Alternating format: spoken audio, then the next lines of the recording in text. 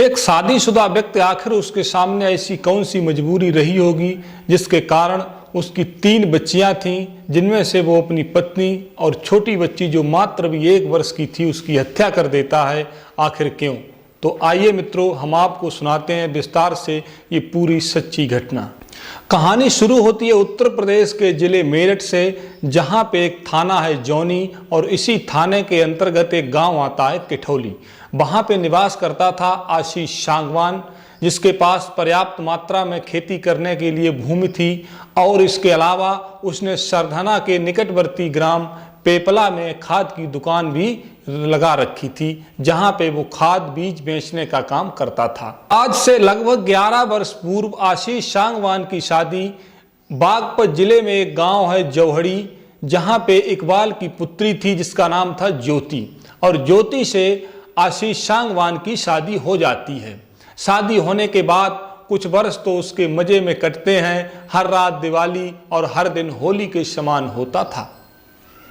उसको पुत्र की बड़ी चाह थी और इसी चाह के चक्कर में उसके यहाँ 3 बेटियां जन्म ले लेती हैं, जिसमें एक का नाम था अबनी, एक का नाम अबिका और जो सबसे छोटी बेटी थी उसका नाम था भव्या, जो मात्र अभी 1 साल की थी।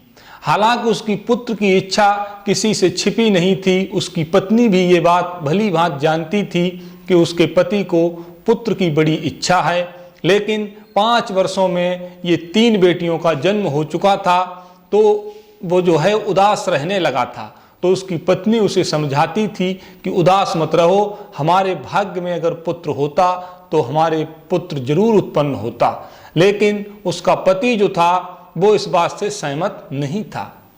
धीरे धीरे दिन गुजर रहे थे, तो एक दिन उसकी पत्नी ज्योति उसकी आंखों में आंखें डालकर कहती है, आप निराश मत हो, क्योंकि पुत्र हमारे नसीब में नहीं है तो कोई बात नहीं, हम अपनी बेटियों को ही दुर्गा और सरस्वती समझ के इनका लालन पालन करेंगे तो आगे आने वाले समय में हमारे सारे दुख दूर हो जाएंगे, इसलिए आप निराश मत हो। इसी तरह से रोज बातचीत होती रहती थी। एक दिन ज्योति और आशीष सांगवान में बातचीत हो रही थी, तो ज्योति कहती थी, आप निराश मत हो और मुझे अब बच्चे पैदा करने की इच्छा भी नहीं है, बेटियों पे ही यकीन करो। तो आशीष सांगवान कहता है, तुम्हारी बात तो ठीक है, लेकिन मैंने सुना है कुछ ऐसे साधु संत होते हैं जिन्हें इस बात का ज्ञान होता है, बहुत बड़े महात्मा होते हैं, अगर वो चाहेंगे तो हमारे घर पे पुत्र जरूर पैदा होगा। तो ज्योति कहती है, ऐसे संत मिलते कहाँ हैं? अब जो भी संत आते हैं वो ढोंगी आडंबरी ज़्यादा होते हैं, और जो सच्चे संत होते हैं वो गुप्त रहते हैं, गुफाओं में ध्यान करते हैं और किसी को मालूम नहीं चलता है कि ये संत कैसे हैं। तो आशीष सांगवान कहता है, तुम सही कहती हो, लेकिन हमारी नज़र में एक संत हैं जो मोदी नगर में रहते हैं। मेरे एक मिलने वाले ने बताया है, वो संत इतने अच्छे हैं कि उनके खप्पर में सभी प्रेत आत्माएं खेलती हैं, घूमती हैं, और उन्होंने शमशान में जाके कई सिद्धियां प्राप्त की हैं। तो वो संत अगर चाहेंगे तो हमारे बेटा उत्पन्न जरूर होगा, हमको एक दिन उनके पास चलना चाहिए। तो ज्योति कहती है, अगर तुम्हारी ज़्यादा ही इच्छा है तो चले जाओ उनसे मिलके, वो दान दक्षिणा पता नहीं कितनी लेंगे। तो आशीष सांगवान कहता है कि वो कोई भी दान दक्षिणा नहीं लेते हैं, सिर्फ मंत्र देते हैं और जो भी अपने आप बता देते हैं वही करना होता है। तो इतना कहने के बाद ज्योति भी सहमत हो जाती है और कहने लगती है, मेरी तो इच्छा नहीं है अब और बच्चे पैदा करें, लेकिन तुम्हारी ज़्यादा इच्छा है तो भगवान करे तुम्हारी इच्छा ये भी पूरी हो जाए। ये सोच करके आशीष और ज्योति लेट के सो जाते हैं, और कुछ दिनों बाद आशीष सांगवान ज्योति से कहता है कि मैं मोदी नगर जा रहा हूँ और संत से मिलके आता हूँ। इतना कहने के बाद वो चला जाता है, और जब वापस लौट के आता है तो अपनी पत्नी से कहता है कि मैं बहुत थक गया हूँ, लेकिन फिर भी आज मुझे बड़ी प्रसन्नता हो रही है, बड़ी खुशी हो रही है। तो वो कहती है, वो संत मिले? तो आशीष सांगवान कहता है कि वो संत मिल तो गए लेकिन बड़ी मुश्किल से मिल पाए, क्योंकि रमता जोगी बहता पानी, इनका कोई ठिकाना नहीं होता है। तो ज्योति कहती है क्या बताया है संत ने? तो वो बताता है कि ये कहा है कि तुम्हारे ससुराल से ही प्रेत आत्माएं लगी हुई हैं और वो ही बच्चे उत्पन्न नहीं होने दे रही हैं, नहीं तो पुत्र जरूर उत्पन्न होता। आशीष सांगवान अपनी पत्नी ज्योति को बताता है कि बाबा जी ने हमसे कहा है कि अपनी ससुराल की मिट्टी ला करके सूर्योदय से पहले गंगा नहर में छोड़नी है, और हमको एक मंत्र बताया है, उसको 21 बार हमको वो मंत्र को जाप करना है। इतना कहने के बाद उसने पूछा कि कब जाना है, तो उसने बताया 12 मार्च की तारीख को ये कार्य करना शुभ बताया है, सुबह 4 बजे हमें ये कार्य करना है। तो 12 मार्च भी दूर नहीं थी, इसलिए वो दोनों तैयारी में लग जाते हैं और 11 मार्च को घर से निकलते हैं। अपनी छोटी वाली बच्ची को साथ ले लेते हैं और 2 छोटी बच्चियां थीं उनको वहीं छोड़ देते हैं, अपने परिजनों के हवाले कर देते हैं कि इनको देखे रहना। और छोटी बच्ची को लेकर, पत्नी को लेकर पड़ोस के एक व्यक्ति से गाड़ी मांगकर, क्योंकि आशीष सांगवान जो था बहुत अच्छा कार का ड्राइवर था, तो कार मांगने के बाद उसमें बैठ के चल देते हैं। और वहाँ उसके पिता जो इकबाल थे, जौहड़ी गांव में रहने वाले, उनको पहले से ही सूचना मिल गई थी कि दामाद और बेटी दोनों आ रहे हैं और उनके कार्य के बारे में भी मालूम था। तो उन्होंने पहले से ही व्यवस्था कर रखी थी। जैसे ही पहुंचते हैं तो वहाँ पे उनका आदर सत्कार होता है, भोजन करते हैं, और भोजन करने के बाद जैसे ही 3 बजते हैं तो एक पॉलीथीन में मिट्टी को भर लेते हैं अपने ससुराल के आंगन से और अपनी पत्नी को दे देते हैं आशीष सांगवान, और उसको लेकर के वहाँ से निकल लेते हैं। निकलने के बाद गंगा नहर के पास पहुँच जाते हैं, और उसके बाद क्या हुआ ये तो नहीं अभी बताया जा सकता। तो 4 बजे पे आशीष सांगवान पुलिस को फ़ोन करता है और कहता है कि मेरी पत्नी और बेटी दोनों को लेकर के हम किसी जरूरी कार्य से गंगा नहर के किनारे आए थे, और इतने में मेरी पत्नी का पैर फिसल जाता है और वो नदी में गिर गई है। उसके साथ मेरी बेटी भी थी। अब पता नहीं, मैं नज़र से देख रहा हूँ लेकिन कहीं भी ये नज़र नहीं आ रही हैं। तो इसके बाद अपने ससुराल को भी फ़ोन करता है और बताता है ये घटना घटित हो गई है। तो उसके ससुराल वाले पहुँचते उससे पहले ही निजी जो पड़ोस में नज़दीकी थाना था वहाँ की पुलिस पहुँच जाती है और आशीष से पूछताछ करने लगती है। तो पुलिस तुरंत ही गोताखोरों को बुलाती है और गोताखोरों को भेजती है उस नहर के अंदर। तो गोताखोर बड़ी मुश्किल से 2 किलोमीटर दूर उसकी जो बेटी थी, जिसकी उम्र मात्र 1 साल थी, उसको ढूंढ लेते हैं और देखते हैं तो उसके माथे पर चोट लगी दिखाई देती है। तो पुलिस को कुछ शंका होती है, आखिर इसके चोट कैसे लग गई। तो वो पुलिस को बताता है कि हो सकता है ये पत्थरों में इधर उधर टकरा के उसके सिर में चोट लग गई हो। इस तरह से इसके बाद पुलिस जो है वहाँ से चली जाती है और आशीष सांगवान भी अपने घर के लिए रवाना हो जाता है।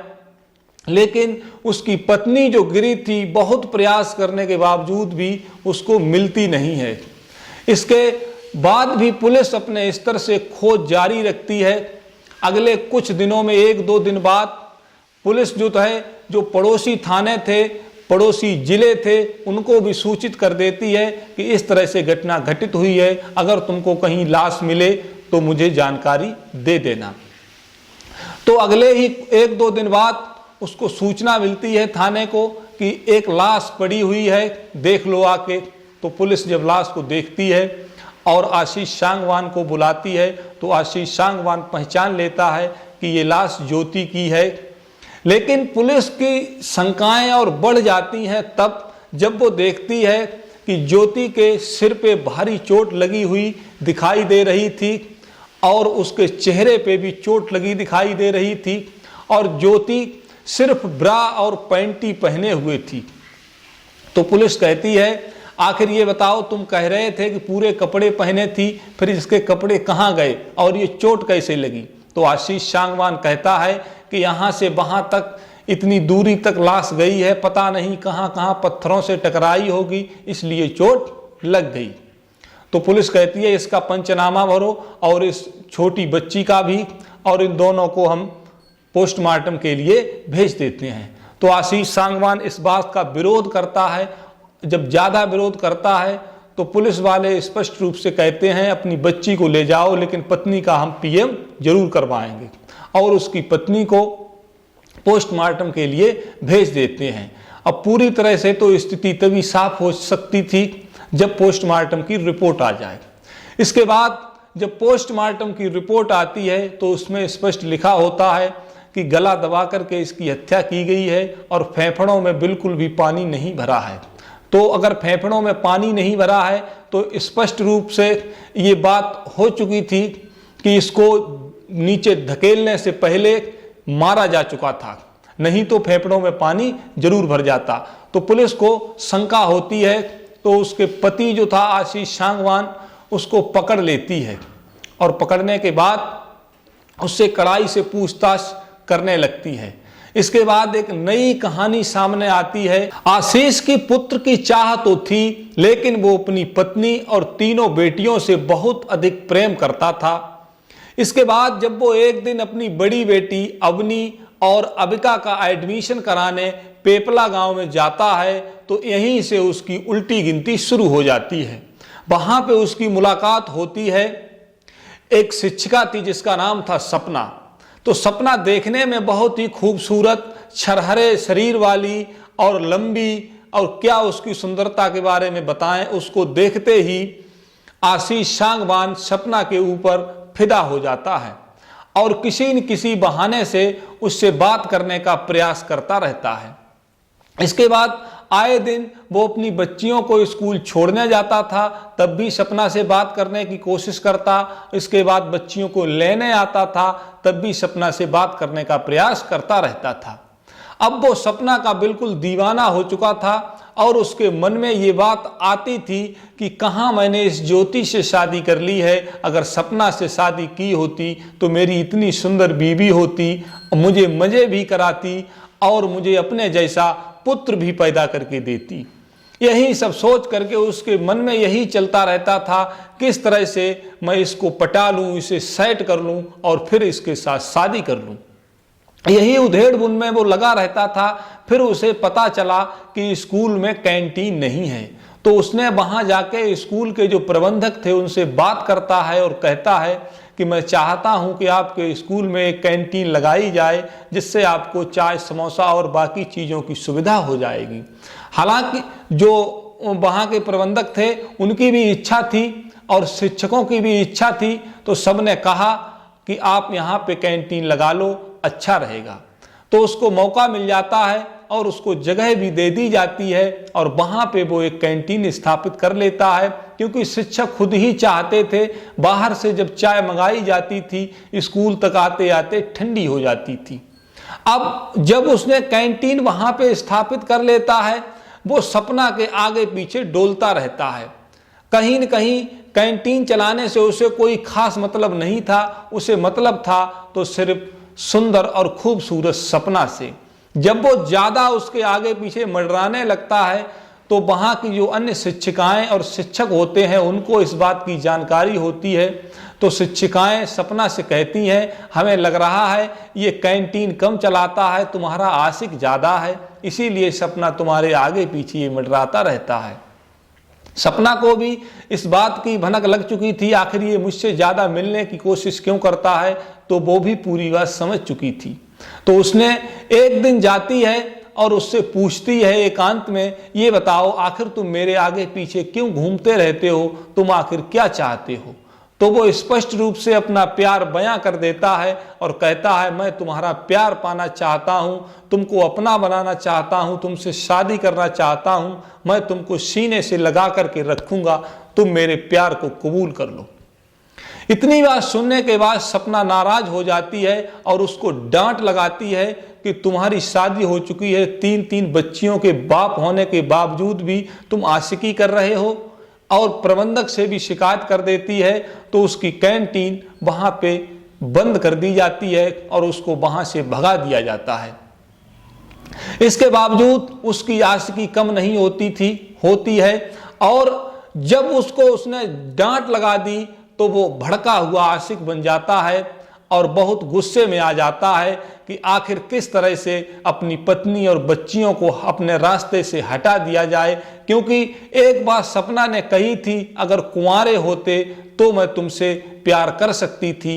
यही बात उसके मन में घर कर गई थी कि आखिर किस तरह से इन बच्चियों और पत्नी को रास्ते से हटाया जाए। यही सब बातें सोच करके आशीष अपनी पत्नी और छोटी बच्ची को लेकर के गंगा नहर के पास जाता है और जैसे ही कार से उसकी पत्नी उतरती है, पीछे से लोहे की राड से 2-3 बार करता है, जिससे वो गिर जाती है और मरणासन्न हो जाती है।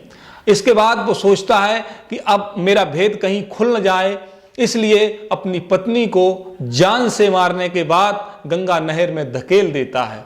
अब सोचता है इस बच्ची का क्या करूं, तो उसको उठा के इतना निर्दयी हो जाता है, अब उसके बारे में क्या कहें, जो भी कहें कम है। अपनी छोटी सी बच्ची को पकड़ के सड़क से पटक देता है तो वो बच्ची भी मर जाती है। इस तरह से दूसरी शादी करने के इरादे से अपनी पत्नी और छोटी बेटी को रास्ते से हटा देता है और पुलिस को बताता है कि इसके बाद मैंने प्लान बनाया था कि जो छोटी छोटी बच्चियां हैं उनको भी भूख से तड़पा तड़पा कर मार देगा और कह देगा कि माँ नहीं थी, मैं घर पे नहीं था, इसलिए ये मर गईं। लेकिन कानून के हाथ बहुत लंबे हैं और लंबे आज से नहीं सदैव से रहे हैं, तो आखिर मुजरिम कितनी भी कोशिश करे लेकिन बच नहीं सकता है। सपना तो नहीं मिली और अपना परिवार जरूर बर्बाद कर लेता है। इसके बाद पुलिस उसको पकड़ करके जेल भेज देती है। तो मित्रों, कैसी लगी कहानी हमको बताना कमेंट में। चैनल अगर सब्सक्राइब न किया हो तो चैनल को सब्सक्राइब जरूर कर लेना।